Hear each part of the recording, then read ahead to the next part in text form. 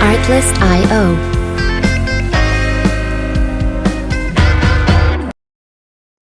Hello, everybody. Welcome to another episode of Photogtalk.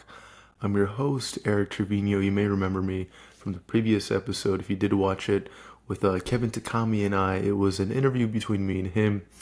Now this is our first official, episode of this podcast, episode 1 as opposed to episode 0. If you did see episode 0, thank you so much. I know it was rough. It's probably not as rough as this.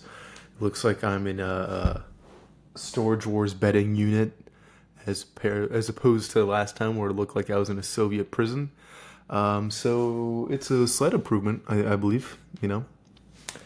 Yeah, a slight improvement. I got a Nintendo Switch back there. I got a random Birkenstock shoe.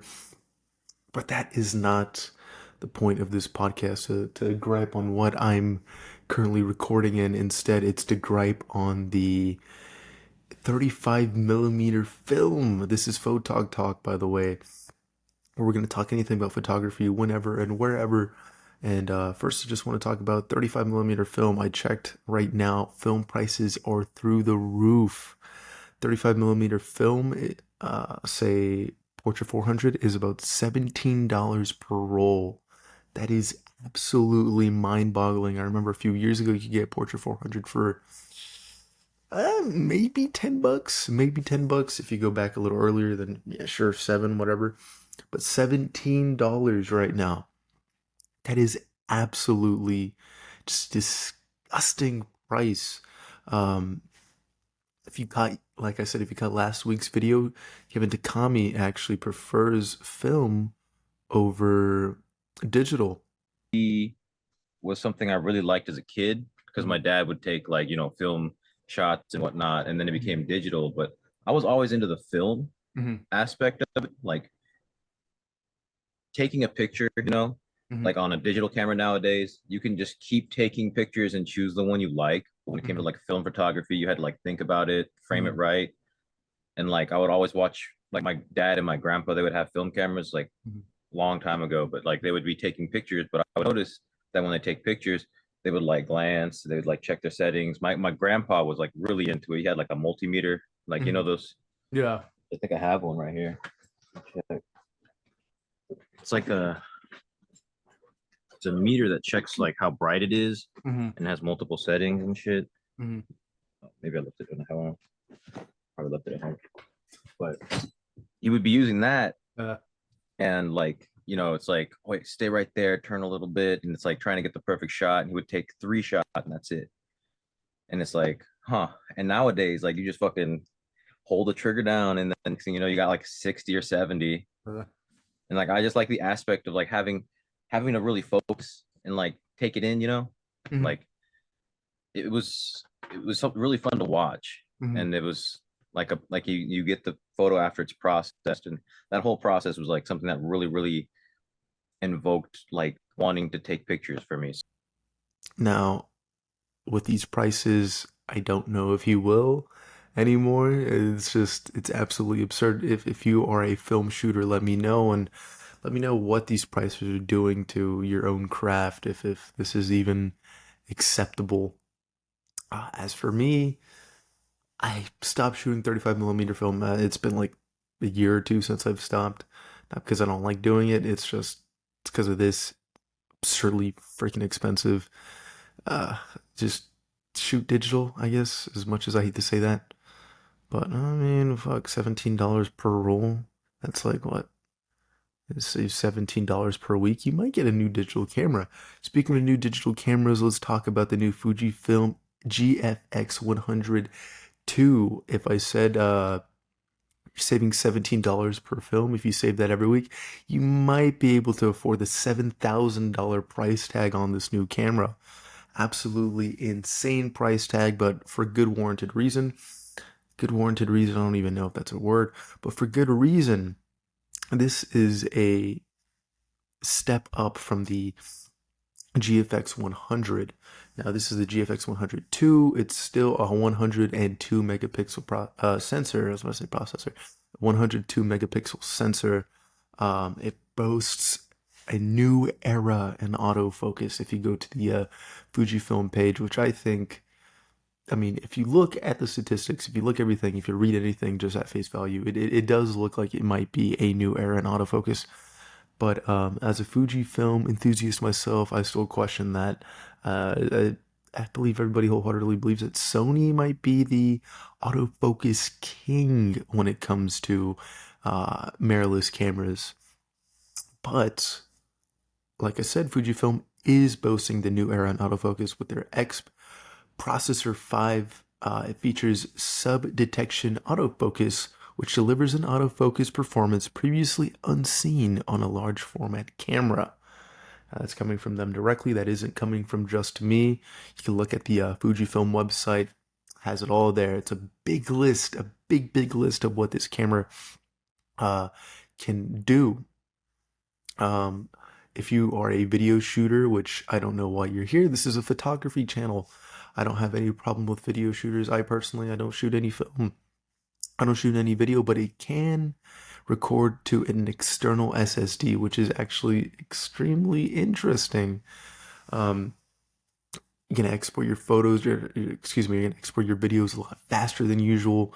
If, let's say you're a videographer, you have a bunch of clients you need to work with, this probably might be the camera for you. I'm not gonna lie. If you are willing to shell the $7,000, God, man, I can't even fathom $7,000. My truck costs $2,000. That thing could barely drive me around. Imagine spending a piece of equipment for $7,000. Jesus Christ. Oh my God. But hey, some people have the money. I clearly don't, so I'm not going to hate on it. As a matter of fact, I am jealous. I wish I could afford the Fujifilm GFX 102. So expensive I can't even pronounce the name. Um, but I will admit this doesn't really seem like an update from the GFX 100. Actually seems like a whole other thing. I don't know why they're calling it the GFX 102. They should call it the GFX 200. The way they call it, like the X100 S X1, like they add like another thing to it. They're literally using the same name and adding a 2. I think they should do what they do with their X series cameras, like the XT 20, XT30, XT2, XT5, whatever. I think they should add a 200. This is just, it seems like a whole new camera. I'll be honest with you. I don't know if it's going to be strictly for shooting video, if that's just a good thing, or if photographers like ourselves are going to be really interested in it. Like I said, it doesn't boast more megapixels than the previous version of it. Still, it is a big formatted camera, so lenses might be a hassle finding. I don't own a big camera like that as much as I wish I do. I own a XT20. That's the Fuji camera I use. It serves me well, but man, you take a good nap and you dream about the Fuji GFX 102, and you sleep really well. And then you wake up and you have a nightmare because you realize it's $17 per film roll, and you'll realize that you'll never shoot film again until you have like a full-time job. That's great. But I mean, whatever. Now, if you want like a full in-depth review of the Fuji GFX 102, Bobby Tinoli, I believe his name is, on YouTube, far bigger creator than I'll ever be, takes a deep dive into the camera. It's, I believe, like a 15-20 minute long video. I could be wrong, I'm sorry. Of him just explaining everything what's new with the camera. He actually has it on hand, unlike me, so I'm just speaking on my ass, and he actually has a lot of reason to either hate or like the camera. I want to leave that up to you. You go watch the video. It's a really great video, a really great review. Um, but yeah, I just wanted to take a few minutes just to talk about the Fujifilm GFX 102. Big name. It's hard. I've been saying it like 6 times, and I keep stumbling on it every other time. Just because it was just announced just a few days ago. Um, I do believe this might be the only camera that Fujifilm might release this whole rest of the year. I don't believe they might release any new X series cameras, which is a little bit strange. It's been, I believe, about a year or two since the XT5 was released. Interested if they're going to release an XT50 or XT500, the same way they do with like their XT20s, XT200s, XT2s. Like a more budget, I'm using quotations there, budget camera. Um, but who knows? To be honest, I don't think they will. Gear is far too expensive now. You can get a X100S or X100 T, X100F, X100G, X100, whatever they put on it now. Whenever a new iteration is released, the old ones still stay the same amount of money. For instance, I had an X100S, I believe, like 3 years ago. I bought it for like $300 maybe. I sold it for $350, so I sold it for more than I bought it for. If anything, these prices are going up. We should hopefully see a budget option in the near future. Just I don't believe so. Everyone's still trying to pay top dollar for older cameras, and I find that ridiculous. But that's just how the market's going right now. I would say maybe, catch me a few years ago, I might just say, oh, just shoot film. Just shoot film if digital's too expensive, because that's what I did. But then, like I said previously, $17 per roll for just for a Portrait 400. I don't know if that's budget anymore. Hell, I was even looking at some of the budget film stocks. I believe they're $10 per roll. I mean, that's $7 less, but that's still $10 more than what they should be. I remember budget rolls used to be budget for a reason. But cameras in and of itself are becoming expensive. This hobby is I don't even know how to describe it.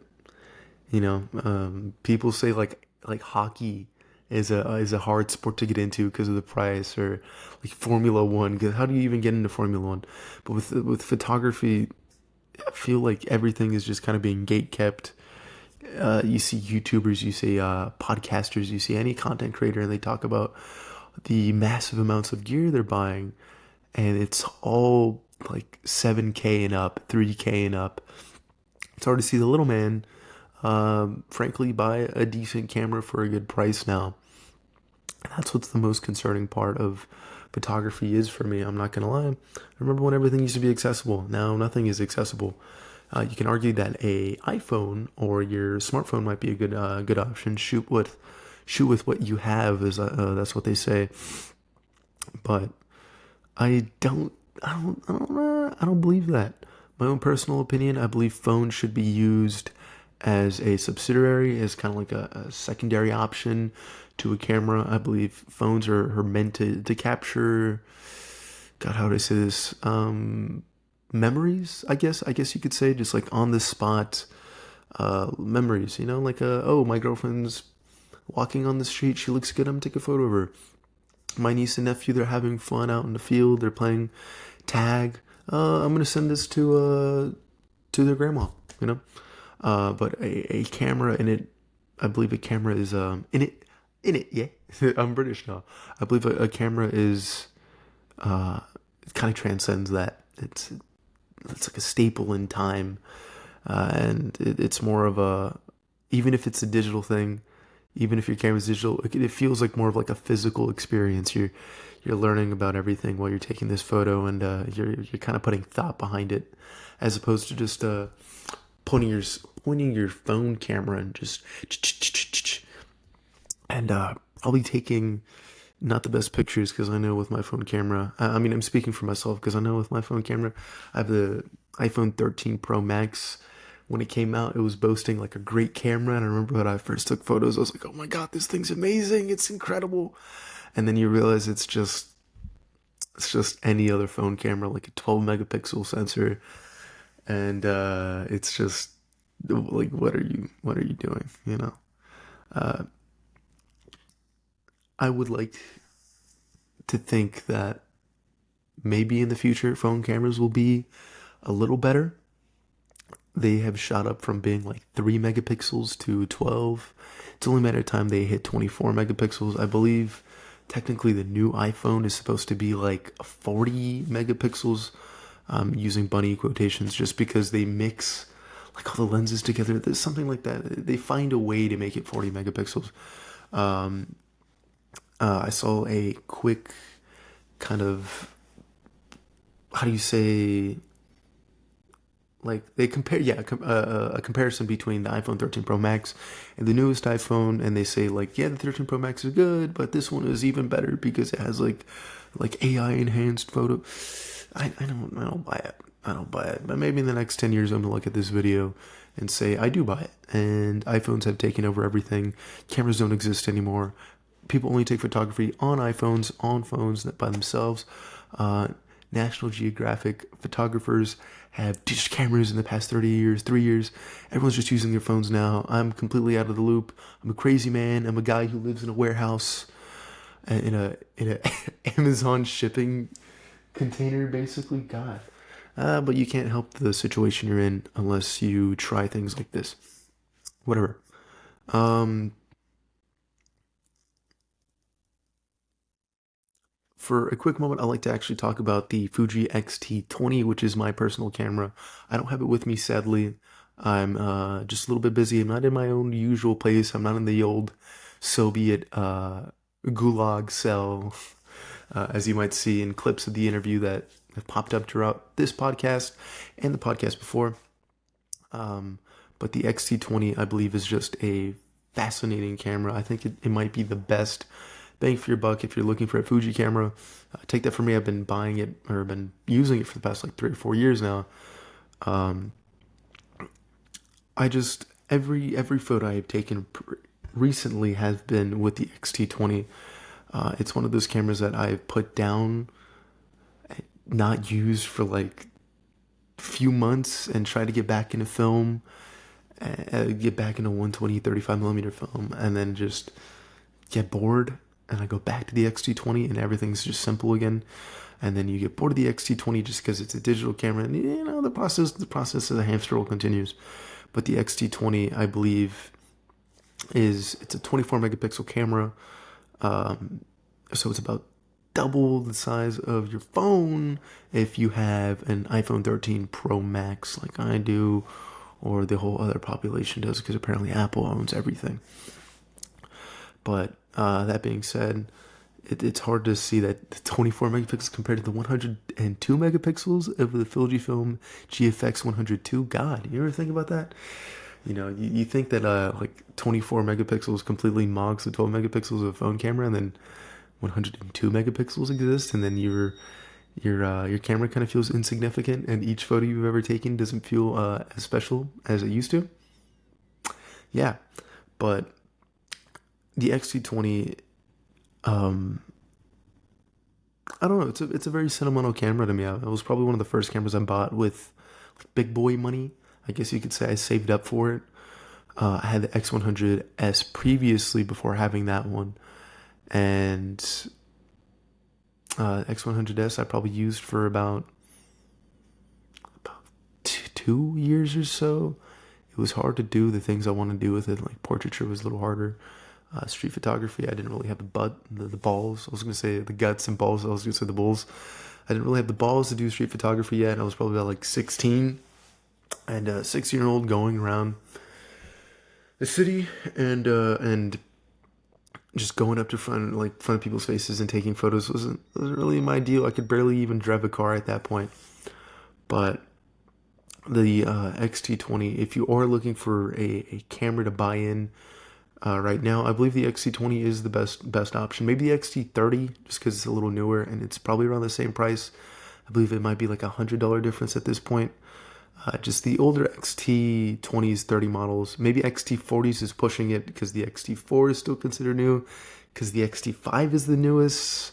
And the way this gear works is that like it's always going to be top dollar no matter what. Yeah, just get an XT20. I don't think I did a great job convincing you of getting one, but some of the photos used in the introduction were taken with an XT20. It's just the best all-around go-to camera. Take it anywhere. It's a small, compact, little Fujifilm camera. I know Fujifilm tie dye, whatever.